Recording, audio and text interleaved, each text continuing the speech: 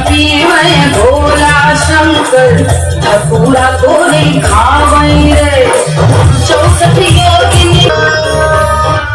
इस मूर्ख को इसकी अशिष्टता और उदंडता के लिए दंडित करना पड़ेगा।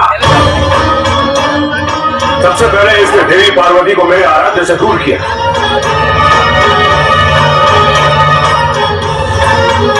मेरे सामने ही उन पर प्रहार करने जा रहा है। अब इसको ज्ञात होगा कि मेरे राज्य में ऐसे व्यवहार का क्या दंड होता है।